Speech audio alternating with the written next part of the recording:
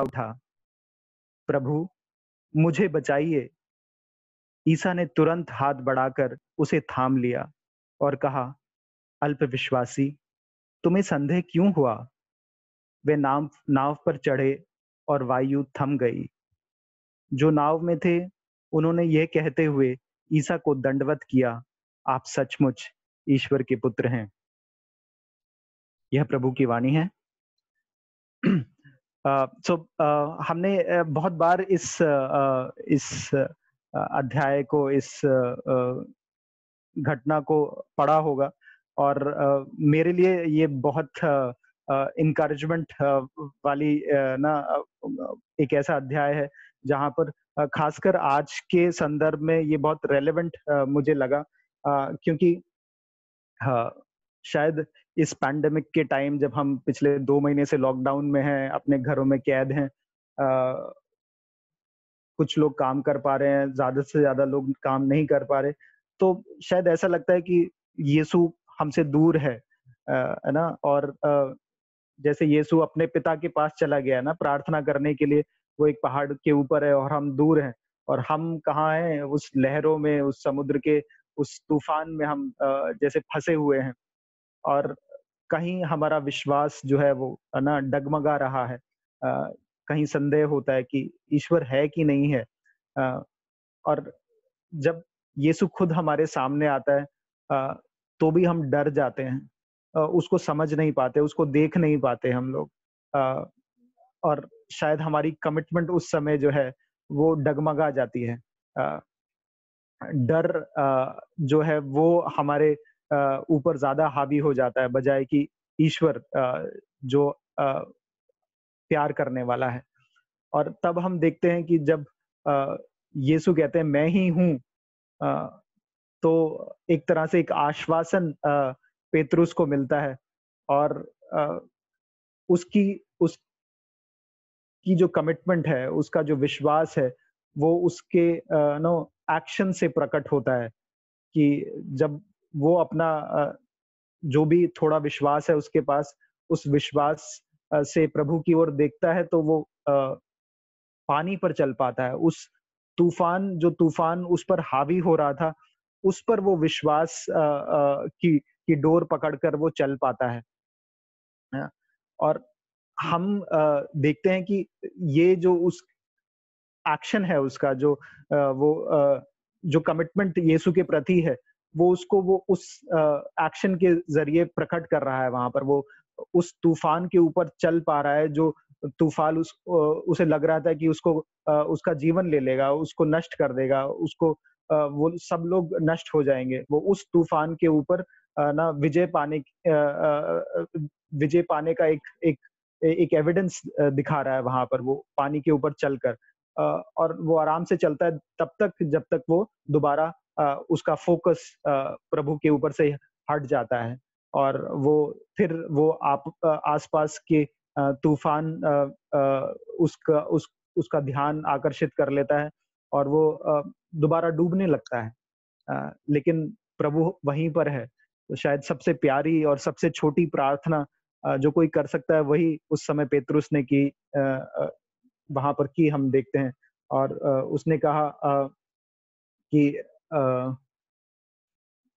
प्रभु मुझे बचाइए। ये 3 शब्द की प्रार्थना पेतरुस ने की, प्रभु मुझे बचाइए। अ, आज जब हम देखते हैं कि प्रभु ने हमें कितनी बार ऐसे कठिन परिस्थितियों से निकाला है। हमारा जीवन ऐसे अनगिनत आशीषों से भरा होगा जब उसने हमें अनगिनत ऐसे तूफानों से हमारी नैया पार लगाई है उसने। तो आज जब हम कमिटमेंट के ऊपर रिफ्लेक्ट करेंगे तो मैं चाह रहा था कि ये हमारा आधार बने ये पैसेज। कभी-कभार जब हमें लगता है कि हमें एक और कमिटमेंट लेना है या रिकमिट करना है, तो थोड़ी-सी वो एक नेचुरल अवर्जन रहती है हमारी ना कि यार क्यों कमिट करना है? हमने तो कमिटमेंट ले रखा है इतनी बार, तो बार-बार क्यों कमिट करना है हमें? तो कभी-कभार हमारे मन में ये चिंताएँ भी आती होंगी कि यार, क्या ऐसा है जो मैं ऑलरेडी नहीं कर रहा, है ना? जब कोई प्रोग्राम में इनवाइट करते हैं तो चले जाते हैं। तो उसमें क्या है, कभी-कभार कोई प्रोग्राम अ, या शायद कभी हम लोग अपनी अ, इस ना ब्लेसिंग्स की लाइफ ना शायद ईश्वर ने हमें बहुत सारा ब्लेस किया है इस जीवन में, है ना? और उस ब्लेसिंग्स को प्रोटेक्ट करने में या उसको एन्जॉय करने में हम इतने मसरूफ हो जाते हैं कि हमें लगता है कि नहीं यार, ज़रूरत ही क्या है हमें कमिटमेंट लेने के लिए, क्योंकि सब कुछ तो अच्छा चल रहा है। सब कुछ तो बढ़िया है, ईश्वर ने इतना सब कुछ दिया है। अच्छा परिवार है, घर है, टेबल पे रोटी है, नौकरी सेफ है हमारी, तो सब कुछ तो है, तो क्यों एक फालतू का कमिटमेंट और लेना है? तो शायद हम वो ब्लेसिंग्स को सस्टेन करने में ही हमें इतना टाइम लग जाता है या उसमें मसरूफ हो जाते हैं कि हमें लगता ही नहीं कि हमें कमिटमेंट लेना भी चाहिए कि नहीं। तो सबसे पहला जो चीज़ है ना, ये जो अवर्जन है हमारा कि नेचुरली हम लोग कमिट करने से डरते हैं, है ना? आज पूरे संसार में भी हम देखते हैं कि ना मैरिज के लिए लोग कमिट करने से ना डरने लगे हैं। लेकिन अ, इतिहास गवाह है इस बात का कि अ, कमिटमेंट के बगैर कोई अच्छा कार्य कभी पूर्ण हुआ ही नहीं। जब तक कोई व्यक्ति किसी चीज़ के लिए कमिट नहीं करता, तब तक कोई अच्छा कार्य ना पूर्ण नहीं होता, है ना? और हमने अपने जीवन काल में ज़रूर देखा होगा कि ना अ, चाहे वो विवाह हो, चाहे वो बैप्टिज़्म हो, चाहे हमारे फादर जी ने जब अपना कमिटमेंट होली ऑर्डर्स का कमिटमेंट लिया हो, ना पुरोहिताई का, या एक कोई सिंपली हम जब एक एम्प्लॉयमेंट कॉन्ट्रैक्ट साइन करते हैं या एक एजुकेशनल इंस्टीट्यूट में जाकर अपना एडमिशन फॉर्म फिल करते हैं इस कंडीशंस के साथ, तो हर एक चीज में हम एक कमिटमेंट देखते हैं कि एक कमिटमेंट एक सेक्युलर रूप में भी ना एक प्री रिक्विजिट है। और उसके फायदे हम देखते हैं ना, मैरिज में जब कमिटमेंट हम देखते हैं तो उसके फल स्वरूप ना अभी कितना सुंदर लग रहा था कि ना शिबू भाई का पूरा परिवार एक साथ मिलके ना इस प्रोग्राम को प्रार्थना के रूप में सब लोग अटेंड कर रहे हैं, है ना? अ, वो बच्चों को देख के ही एक एक अलग सा ना एक अच्छी फीलिंग आ रही है ना? तो ये शिबू भाई और उनकी वाइफ का कमिटमेंट है जो उनके परिवार से नज़र आ रहा है कि उनकी फैमिली कितने अच्छे से ग्रो कर रही है, ठीक है? दीपक भाई को देख के कितना अच्छा लग रहा है, एलन को देख के अच्छा लग रहा है। तो मैरिज पूरे एक फैमिली को सिक्योर बनाती है, एक एक नया बीज बोती है ना आगे पूरे संसार को आगे बढ़ाने के लिए। तो वो कमिटमेंट उसके लिए एक प्री रिक्विजिट है ना? बैप्टिज्म हम हर साल अपना बैप्टिज्मल जो कस्में हैं, जो वायदे हैं, जो अ उसको हम हर साल ईस्टर पे चर्च हमें बोलता है ना, कलीसिया बोलती है, हम उनको रिन्यू करते हैं, है ना? ताकि हम हमारे लिए जो बैप्टिस्मल प्रोमिसेस हैं वो दिखे कि हम लोग एक विजिबल साइन है कि हमारे लिए विश्वास का ये जीवन जीना एक प्रायोरिटी है ना? हम देखते हैं कि पुरोहिताई का जब कमिटमेंट एक पुरोहित लेता है ना? उसके उस कमिटमेंट की वजह से पूरी कलीसिया आशीषित होती है ना? वो अनगिनत ग्रेसेस के मतलब कि ना हमारे तक पहुँचाने के लिए वो एक माध्यम बनते हैं, है ना? चाहे वो पवित्र परम प्रसाद हो, चाहे कन्फेशन हो या अनॉइंटिंग ऑफ द सिक हो, कितने सारे ऐसे सैक्रामेंट्स वो अपनी कमिटमेंट के द्वारा ना हमें मिल पाते हैं और पूरी कलीसिया उससे फ़ायदा उसको मिलता है। तो हम देख रहे हैं कि पूरे संसार में कमिटमेंट जो है एक प्री रिक्विजिट है बहुत सारे अच्छे काम करने के लिए। और यही हमें भी आग्रह किया जाता है ना इस जीसस जीसस यूथ मूवमेंट के थ्रू, जब हम ना अपना प्लेज लेंगे तो बेसिकली हम लोग we are just committing to the love of Christ. That is all in a nutshell what it is, कि हम उसके प्रेम के प्रति हम कमिट हो रहे हैं, है ना? हम पवित्रता में आगे बढ़ने के लिए अपने आप को कमिट कर रहे हैं, है ना? हम जानते हैं कि यीशु को फैन्स की ज़रूरत नहीं है ना? उसे फॉलोअर्स की ज़रूरत है ना? जो उसके पीछे चल सके, है ना? फैन तो बहुत सारे होते हैं जो अपने हीरोज़ के बारे में बहुत सारी इन्फॉर्मेशन रखते हैं, है ना? उनको कलेक्टिबल्स इकट्ठा करने का शौक होता है। अगर मैं शाहरुख खान का फैन हूँ, तो मेरे घर में उसके पोस्टर्स होंगे, मुझे उसकी डेट ऑफ बर्थ पता होगी, मुझे उसके इम्पोर्टेंट डेट्स पता होंगी, पहली पिक्चर कब आई, उसमें पहला उसने विलेन का रोल कब किया, वो उसमें ये सब कुछ मुझे पता होगा। अ, शायद हम बहुत सारे लोग जो हैं अपने जीवन में एक फैन का रोल प्ले करते हैं ना, हमें यीशु के बारे में बहुत कुछ पता है, लेकिन क्या मैं यीशु को जानता हूँ? क्या मैं उसके पदचिन्हों पर चलने के लिए तत्पर हूँ? ये प्रश्न आज ना मैं अपने आप से पूछता हूँ बार-बार ना अपना मूल्यांकन करने के लिए अपनी लाइफ को इवैल्यूएट करने के लिए कि क्या मैं एक फैन हूँ? क्या सिर्फ मैं कुछ बातें कुछ नॉलेज की चीज़ें बाइबल में से जानता हूँ या सच में मेरा एक रिश्ता है उसके द्वारा ईश्वर के वचन के द्वारा क्या मेरा एक गहरा रिश्ता बन रहा है मेरे ईश्वर के साथ? क्या फेलोशिप्स जो हैं जीसस यूथ की, क्या वो मुझे उस रिश्ते को और गहरा करने में मदद कर रही है? क्या मेरी व्यक्तिगत प्रार्थना जो है, मेरा रिश्ता और गहरा कर रही है मेरे ईश्वर के साथ? क्या जब मैं अपने पड़ोसी को प्यार करता हूँ, उसकी ज़रूरतों में उसके काम आता हूँ एक समारी की तरह, तो क्या मैं सच में उस पड़ोसी प्रेम को और ईश्वर के प्रेम को उसमें समझ पा रहा हूँ? ये सारी बातें हैं जो आज हमें ना पूछनी चाहिए अपनी ना कमिटमेंट की तैयारी के लिए कि क्या मैं एक फैन हूँ या सच में एक फॉलोवर हूँ? अ, अ, एक एक एक सुंदर बात जो मेरे ध्यान में आ रही है मैं आपके साथ शेयर करना चाहूँगा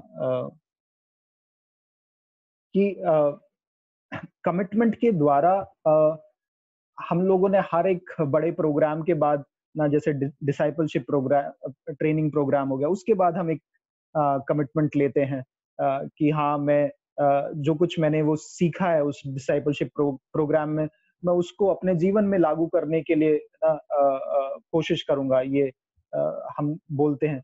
लेकिन ये उस कमिटमेंट से जो पेंटेकोस्ट के दिन पूरा जीसस यूथ फैमिली जो है, एक साथ रिकमिट करता है अपनी लाइफ, ये उस कमिटमेंट से थोड़ा अलग है। थोड़ा अलग इसलिए है क्योंकि इसमें विशेष 3 चीज़ें हैं जिसके लिए हम कमिट कर रहे हैं, है ना? वो 3 चीज़ें क्या हैं? पहली ये कि हम लोग जीसस यूथ लाइफ़स्टाइल को जीने की कोशिश करेंगे, पूरी कोशिश करेंगे। जीसस जीसस यूथ लाइफ़स्टाइल क्या है? उन 6 स्तंभों पर हमारा जीवन आधारित रहेगा। वो 6 स्तंभ क्या हैं?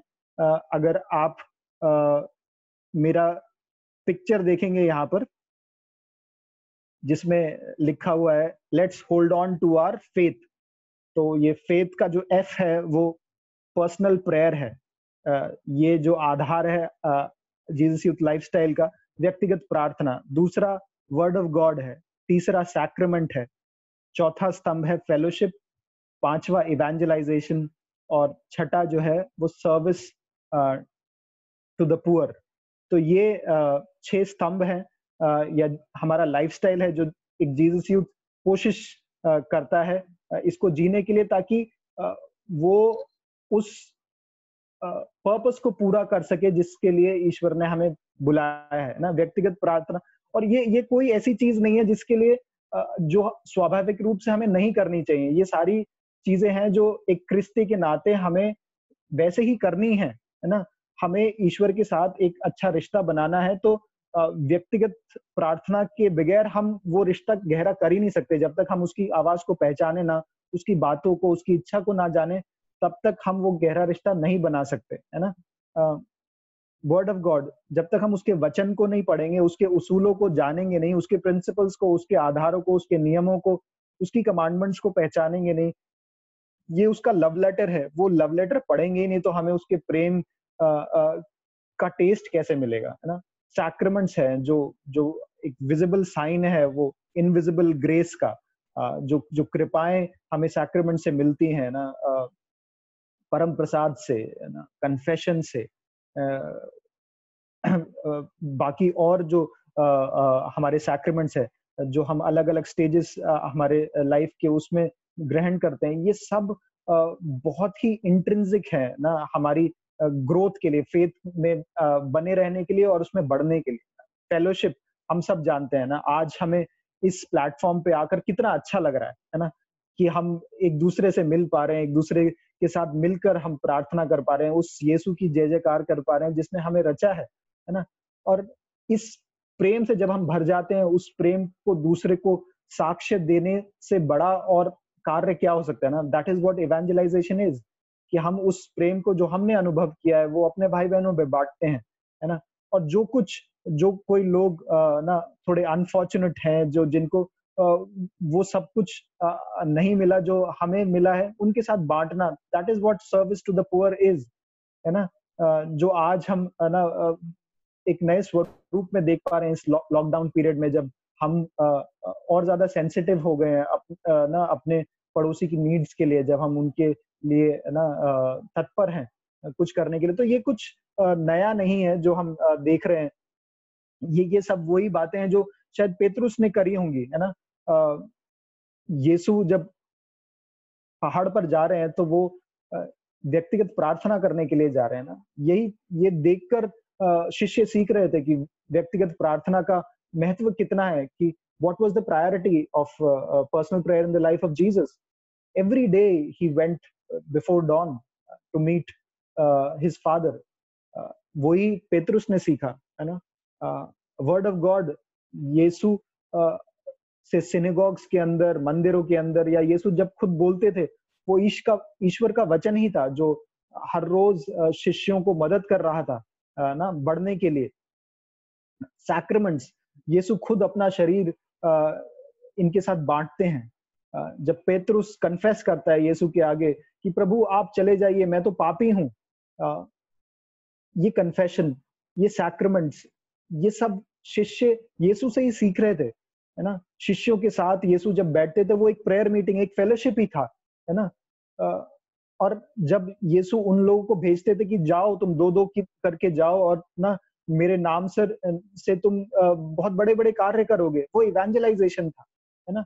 और जहाँ-जहाँ लोग बीमारियों से ग्रसित थे, जिनके पास खाने को नहीं था, 5,000 लोगों के पास खाने को नहीं था, तो यीशु ने वो चमत्कार उन लोगों के सामने किए जो ज उनके पास था, उन्होंने दूसरों को दिया।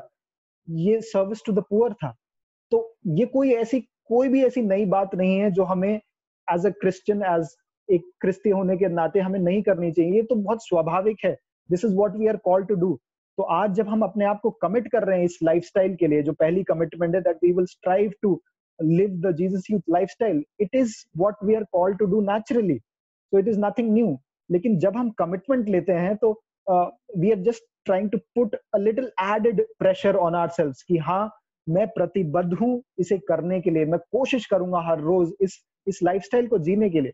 दूसरा जो कमिटमेंट जिसके लिए हम ले रहे हैं वो जीसस यूथ की व्यक्तिगत प्रार्थना है, जो डेली प्रेयर है ना। और डेली प्रेयर अगर आप देखेंगे तो बहुत ही सुंदर प्रार्थना है ना। मैं हमारे शिबू भाई को बहुत धन्यवाद देना चाहता हूँ कि अभी उन्होंने रिसेंटली वो जीसस यूथ का ऐप ना रिवैम्प किया है और अब वो बहुत सुंदर दिखता है। आज ही मैंने उसको डाउनलोड किया, है ना? उसमें हमारी जीसस यूथ की दैनिक प्रार्थना उपलब्ध है। वो बहुत ही सिंपल सी प्रार्थना है जो पूरी जीसस यूथ को एक करती है ना। प्रतिदिन पूरा जीसस यूथ फैमिली अगर एक ही प्रार्थना कर रहा है और उस प्रार्थना में कुछ नहीं है, हम ईश्वर को धन्यवाद दे रहे हैं, पूरी पवित्र तृत्व को हम धन्यवाद दे रहे हैं, पूरी पूरी कलीसिया के साथ प्रार्थना कर रहे हैं और अपने दिन का मूल्यांकन कर रहे हैं कि क्या मैंने सच में आज का क्रिस्तीय जीवन प्रभु की इच्छा अनुसार जिया कि नहीं।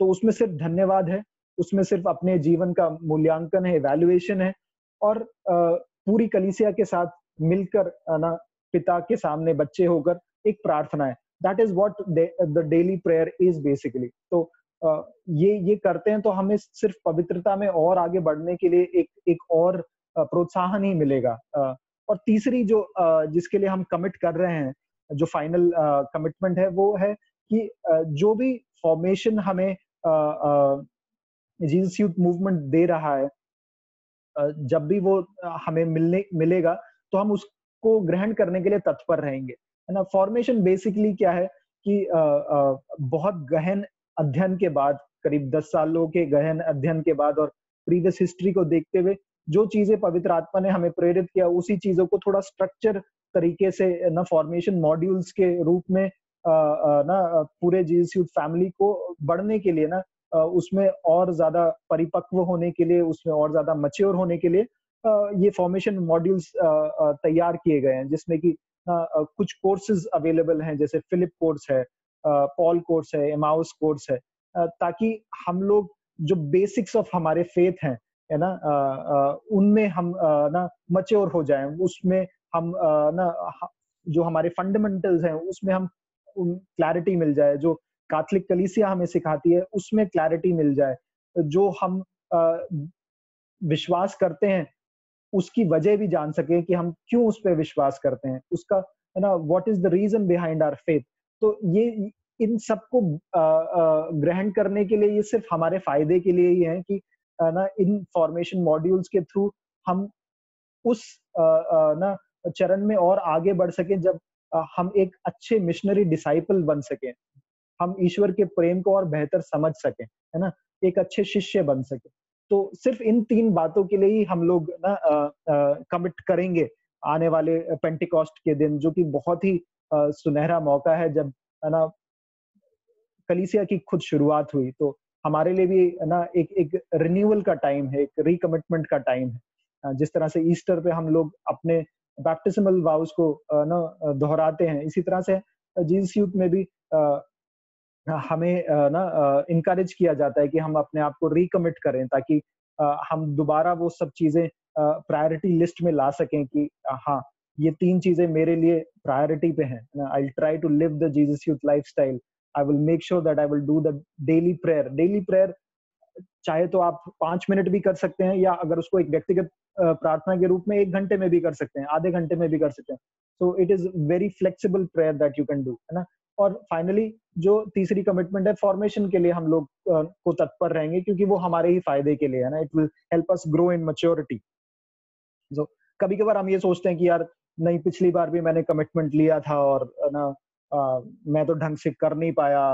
मैं भूल जाता हूँ कि मेरे को डेली प्रेयर करनी है, व्यक्तिगत, और ये सैक्रामेंट्स कभी मिस मिस हो जाते हैं, संडे का मिस्सा मिस हो गया, और नहीं हो पा रहा व्यक्तिगत प्रार्थना, हर रोज मैं नहीं कर पाता हूँ। इवेंजलाइजेशन, मैं कहाँ जाऊंगा लोगों को यीशु के प्रेम के बारे में बताने के लिए।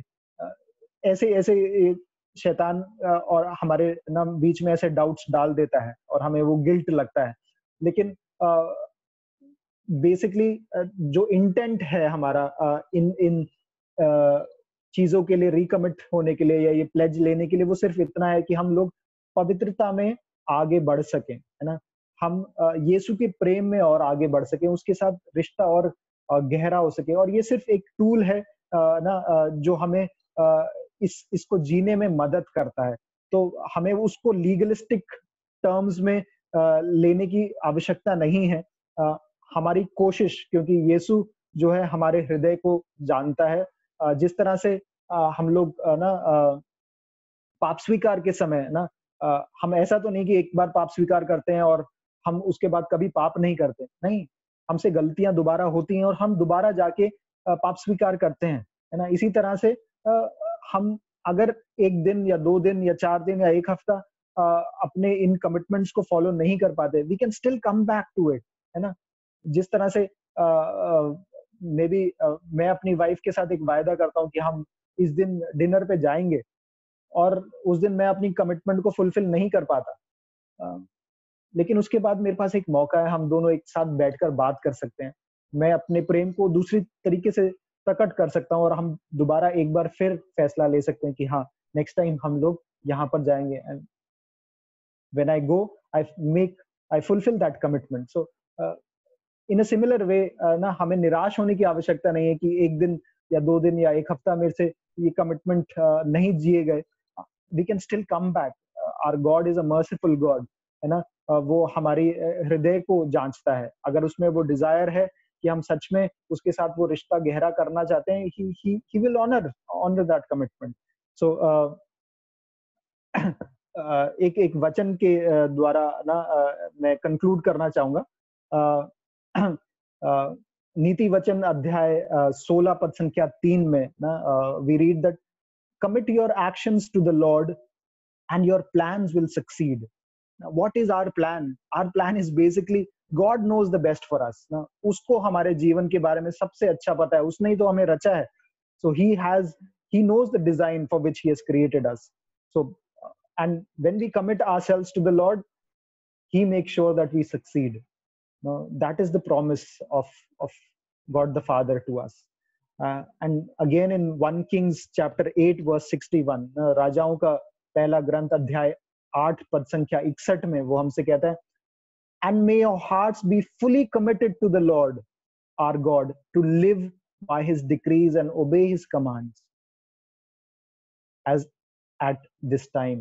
तो इस समय तुम्हारा हाथ तुम्हारा हृदय जो है वो पूरी तरह से परमेश्वर के प्रति कमिटेड हो जाए, ये प्रार्थना है ना? So let this be our prayer also, that that we may be fully committed to the love that is offered from the cross, the love which is unconditional. तो आइए हम अपने आप को ना अच्छे से तैयार करें इस कमिटमेंट डे के लिए, इस पेंटिकॉस्ट में जब हम होली स्पिरिट की नोविना भी कर रहे हैं. So I would encourage you to prepare ourselves and be excited, be passionate about this. खुशी के साथ इस कमिटमेंट के लिए अपने आप को तैयार करें. अगर आपके पास कोई प्रश्न है, कोई क्वेश्चन है कमिटमेंट रिकमिटमेंट के को लेके, हम वो अभी डिस्कस कर सकते हैं. एक आध क्वेश्चन. That's it. सो पिता पुत्र और पवित्र आत्मा के नाम पर आमीन.